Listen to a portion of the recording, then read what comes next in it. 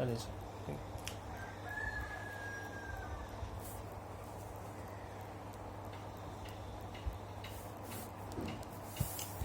Next topic is consumer protection. ठीक है, अब ये कंज्यूमर प्रोटेक्शन टॉपिक कहाँ से है? ठीक है, एग्जाम्पल से यूज करते हैं। एग्जाम्पल, दो लोग होते हैं हमेशा गुड्स के प्रोसेस में, एक सेलर एक बायर। ठीक है, सेलर गुड्स सेल करता है और बायर उससे गुड्स परचेज करता है। ठीक है, जैसे सेलर ने कोई गुड्स बेचा, फॉर एग्जाम्पल पेन, जिसका कॉस्टिंग है ₹10, और ये बायर ने खरीदा और बायर ने इसको कितने रुपए दिए? 10 रुपए दिए। ट्रांजैक्शन खत्म। ठीक है, I am asking you before 1986, क्योंकि 1986 में कंज्यूमर प्रोटेक्शन का लॉ आया। ये लॉ क्यों आया, ये एग्जाम्पल से हम लोग समझेंगे। ठीक है, फिर से एग्जाम्पल पे आता है कि एक सेलर होता है, एक बायर होता है। सेलर ने बायर को एक पेन बेचा जो कितने का था? 10 रुपीज। 10 रुपीज का था। बायर ये पेन लेके गया, अपने घर पे गया, एक दिन यूज किया, नेक्स्ट डे खराब हो गया। एक दिन यूज किया, नेक्स्ट डे खराब हो गया।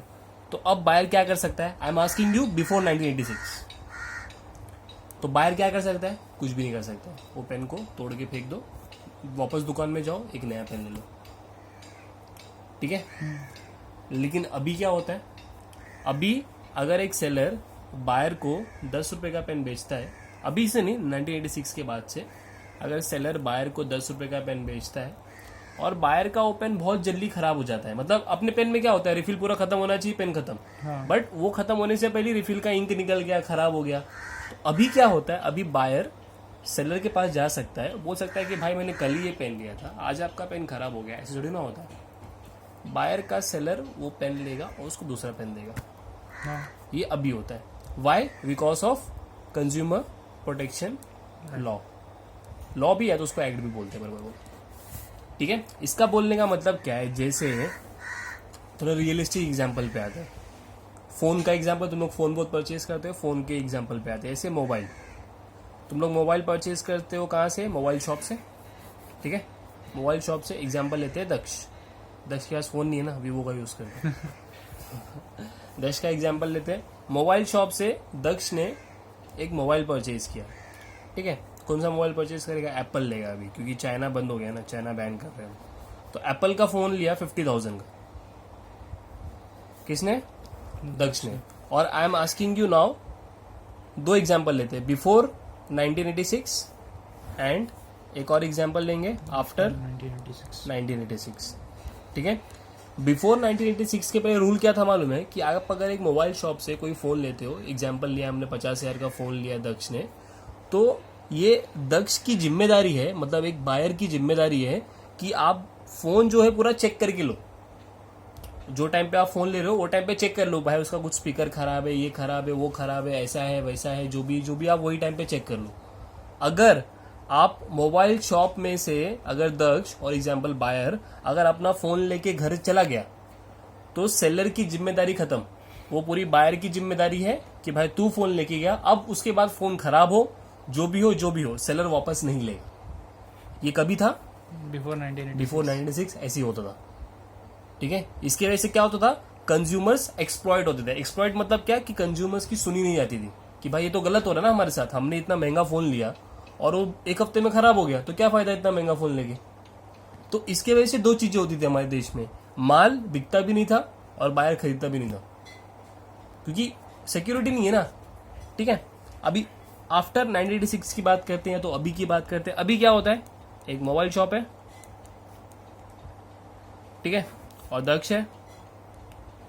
ठीक है, सेम एग्जांपल, एप्पल का फोन परचेज किया 50,000 का। ठीक है, कैश छोटी मिलता है इसके साथ, तुमको बिल मिलता है, पहली बात। दूसरी बात, गारंटी, वारंटी कितने साल का? 1 ईयर का, और थोड़ा और पैसा भरोगे तो 2 ईयर या तो 3 ईयर का ही मिलता। ठीक है ना, श्योरिटी।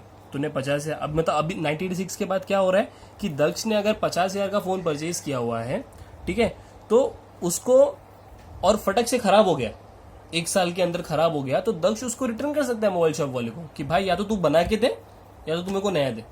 जो तुम्हारे आज का तुमको पता है ये फोन एक्सचेंज होता है, रिप्लेस होता है, ठीक होता है।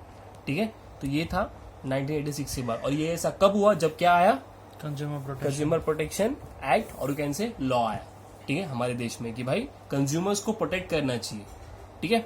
अभी कंज्यूमर्स को प्रोटेक्ट क्यों करना चाहिए, क्योंकि कंज्यूमर के साथ ना बहुत एक्सप्लॉयटेशन होता था, ठीक है। एक बहुत इंपॉर्टेंट पॉइंट है एक्सप्लॉयटेशन। एक्सप्लॉयटेशन मतलब क्या होता है मालूम है, किसी को ना मतलब गलत तरीके से उसका पैसा खाना। जैसे काम किया, काम आधा किया, पैसा पूरा ले लिया, लेकिन फिर काम नहीं कर रहा है, तो उसको क्या बोलते हैं, एक्सप्लॉयटेशन। तो कंज्यूमर्स बहुत क्या होते थे, एक्सप्लॉयट होते थे, ठीक है। जैसे उनकी सुनी नहीं जाती थी, उनका कंप्लेंट्स नहीं लेते थे, उनकी चीजें एक्सचेंज नहीं करते थे सेलर, बोलते थे भाई आप लेके गए आप लेके जाओ, हमारा कोई जिम्मेदारी नहीं। तो ये सारी चीजें होती थी पहले। तो ये सारी चीजों को ओवरकम करने के लिए क्या लाया गया, कंज्यूमर प्रोटेक्शन लॉ और you can say consumer protection act, ठीक है।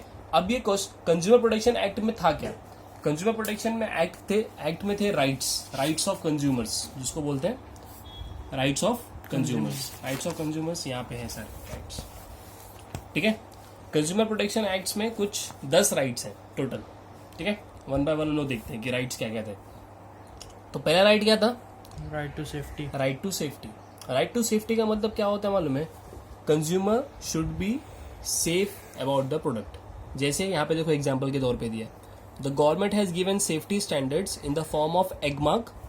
एग मार्क उस प्रोडक्ट पे होता है जो एग्रीकल्चरल प्रोडक्ट होता है, जैसे गेहूं, आटा, दाल, चावल, उस पे ना हमेशा एग मार्क रहता है। एग मतलब एग्रीकल्चर, मार्क मतलब मार्क। एक है ISI mark, Indian standard institution. ISI mark तू देखेगा बहुत सारे इलेक्ट्रॉनिक आइटम्स पे ISI मार्क होता है, इसका मतलब ये प्रोडक्ट जो है अच्छा है, ठीक है। तो ये मार्क लाए गए, इंट्रोड्यूस किए कभी 1986 में। उसको क्या बोलते हैं, राइट टू सेफ्टी। की मतलब कंज्यूमर अगर कोई चीज लेता है उस पर वो मार्क देखता है, इसका मतलब हाँ भाई ये सही प्रोडक्ट है, गवर्नमेंट का अप्रूव प्रोडक्ट है। जैसे हम कोई मेडिसिन परचेज करते हैं, हम कोई भी फूड प्रोडक्ट परचेज कर सकते हैं। तो कोई फूड प्रोडक्ट लेगा, ऐसे दूध हो गया, खाने पीने की चीजें जो भी तू लेगा ना, चॉकलेट्स सबसे बेस्ट एग्जांपल, चॉकलेट्स तू लेगा ना, उस पर एक मार्क होता है, हमेशा देखना FSSAI, food and safety standard organisation of authority of India, ठीक है। मतलब अगर वो चॉकलेट पे FSSAI का मार्क है, इसका मतलब क्या, वो चॉकलेट सेफ है, तू खा सकता है उसको। That is right to safety, जो 1986 के पहले नहीं था, ठीक है। दूसरा राइट टू इंफॉर्मेशन, ठीक है। अगर राइट टू इंफॉर्मेशन का मैं एग्जांपल लू, तो ये देख राइट टू इंफॉर्मेशन, ये एक सुंदरम की बुक है, तूने ली है, नोटबुक है, ये देख पूरा इंफॉर्मेशन, कहाँ ये मैन्युफैक्चर हुआ है, इसका एड्रेस किधर है, ईमेल आईडी क्या है, कब से एस्टेब्लिश हुआ है, और ये एक सिग्नल है, ये जो है झाड़ का जो सिग्नल दिया है, इसका मतलब ये झाड़ कट के पेपर नहीं बनाए, ठीक है, ना यहाँ पे ग्रीन लिखा हुआ है, हाँ। मतलब ये झाड़ कट के नहीं बनाए, ये हमने कुछ वेस्ट से बनाया है, ठीक है। दूसरा एग्जाम्पल देखिए, आप प्रोडक्ट A4 बुक का है, इसका कोड ये है, साइज इतना है, पेजेस इतने हैं इसमें, और इतने रुपए का है, ठीक है। और कुछ और इन्फॉर्मेशन की, आपको कुछ और इन्फॉर्मेशन चाहिए तो FB पे हमारा लिंक है, और इंस्टाग्राम पे भी हमारा लिंक है। ये सब क्या है, this is known as right to information. अगर तू यही बुक 1986 के पहले परचेज करता तो कोई ये सारी इन्फो नहीं आती वहां पे, ये जो इन्फोज है ना जितने भी, ये सारे नहीं आते। लेकिन यही बुक तूने 1986 के बाद परचेज किया है, तो तुझे क्या मिल रहा है, राइट टू इंफॉर्मेशन। इसका मतलब कंज्यूमर के पास राइट है कि वो जो प्रोडक्ट खरीद रहा है उसके बारे में उसको सारी इन्फो मिले। अरे तूने फोन लिया है, तो फोन का कवर है तेरे पास, कवर पे पूरा इन्फो लिखा हुआ है फोन के बारे में, कहाँ मैन्युफैक्चर हुआ, इसमें क्या क्या इंग्रेडिएंट्स यूज किया हुआ है, कहाँ कहाँ से पार्ट्स लाए गए, कहाँ पे असेंबल हुआ है, सारी चीजें सब दिया, ठीक है। उसको क्या बोलते हैं, राइट टू इन्फॉर्मेशन। ये राइट में आया था, तब आ गया, पहले ऐसा नहीं होता था। अगर तू पहले फोन खरीदेगा तो खाली डब्बा आता था, उसके बाद सिर्फ कंपनी का नाम और कुछ भी नहीं। अभी राइट टू इन्फॉर्मेशन की वजह से क्या आता है, हर एक चीज आती है, ठीक है। मतलब एक बुक ही आता ना पूरा, हाँ बुक, जिसमें समझाते हैं कि भाई कैसा यूज करने का, कैसा, that is just because of right to information, ठीक है।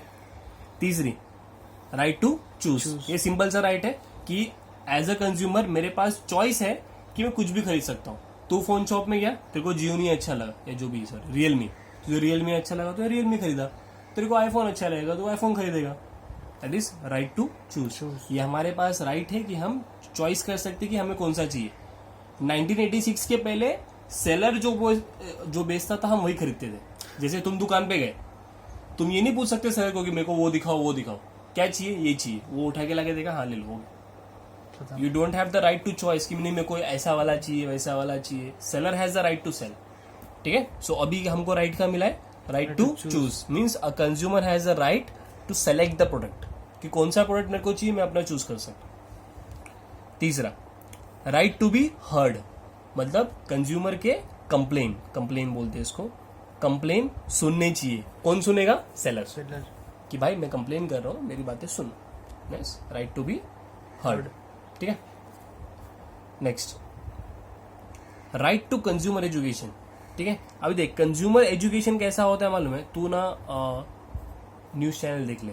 न्यूज चैनल, एनजीओ और कभी भी गवर्नमेंट भी करती है. यहाँ पे एग्जाम्पल है, देख.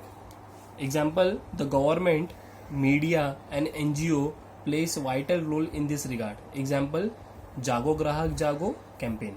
ठीक है. तूने सुना रहेगा बीच में एक जागो ग्राहक जागो कैंपेन आया था. कि मतलब ये राइट्स 1986 में आ चुके थे, लेकिन कुछ लोगों को पता ही नहीं थे कि ये सब राइट्स आ चुके हैं मार्केट में. मतलब गवर्नमेंट ने ऐसा लॉ लाया हुआ है कि ऐसे ऐसे राइट्स अभी भी वैसे चलाते हाँ, थे. तो वो लॉ को बताने के लिए गवर्नमेंट ने बहुत सारे अभियान चलाए. जैसे एक अभियान था, तो अगर यूट्यूब पे देखेगा कि जाओ ग्राहक जागो टाइप करेगा ना, तेरे को एक ऐड आएगा जिसमें एक बंदा जाके शॉप से कोई चीज परचेज करता है और वो शॉप वाला बोलता है कि यहाँ ले लो, घर जाओ. तो वो बोलता है कि नहीं ये तो गलत है, यहाँ पे कुछ इन्फॉर्मेशन नहीं लिखा हुआ है, यहाँ पे कोई मार्क नहीं है, तो ये तो गलत प्रोडक्ट बेच रहे हो आप मेरे को. तो सेलर भड़क जाता है. तो वो फिर समझाता है कि मेरे पास राइट है कि अगर मुझे गलत प्रोडक्ट बेच रहा है कोई सेलर, तो मैं जाके कंप्लेन करूँ पुलिस में. ठीक है. That is known as right to consumer education. ठीक है. Next, right to represent. Right to represent. यहाँ पे लिखा हुआ है, the act provides an opportunity to individuals and consumers groups to represent consumers interest before consumer forum. Consumer forum मतलब consumer court. आप जाके कोर्ट में कंप्लेन कर सकते हो. Right to represent. ठीक है. और खुद का आप खुद केस लड़ सकते हो. आपको किसी लॉयर वगैरह की जरूरत नहीं. ठीक है. यहाँ पे लिखा भी है, the act allows the consumer to be represented by a person who is not a professional advocate. मतलब हम कभी मूवीज में क्या देखते हैं कि कोर्ट ही केस, मतलब जो कोर्ट में कौन केस लड़ता है? वकील. लेकिन कंज्यूमर कोर्ट में, जैसे कंज्यूमर फोरम बोलते हैं उसको, उसमें आपको वकील बनने की जरूरत नहीं है. जैसे मैं एज पंकज मिश्रा, मैंने फोन परचेज किया और मेरा फोन खराब निकला, तो मैं कंज्यूमर कोर्ट में अपना केस खुद लड़ सकता हूँ. मेरे को किसी वकील की जरूरत नहीं है. Right to represent. ठीक है. राइट टू रिड्रेस का मतलब होता है कि मैं कंप्लेन कर सकता हूँ. अगर मेरे साथ कुछ गलत होता है तो मैं कंप्लेन कर सकता हूँ. कहाँ कंप्लेन कर सकते हैं, कितने पैसे कंप्लेन कर सकते हैं और कैसे कंप्लेन करेंगे, वो नेक्स्ट क्वेश्चन और एक है, वो उसमें हम लोग कवर करेंगे. लेकिन ये एक इन्फॉर्मेशन है. राइट टू रिड्रेस का मतलब होता है right to complain. We can complain कि भाई मुझे ये सेलर ने गलत प्रोडक्ट बेचा. ठीक है. फिर राइट टू हेल्दी एनवायरमेंट. तो आजकल लिखेगा प्लास्टिक बैन हो गया.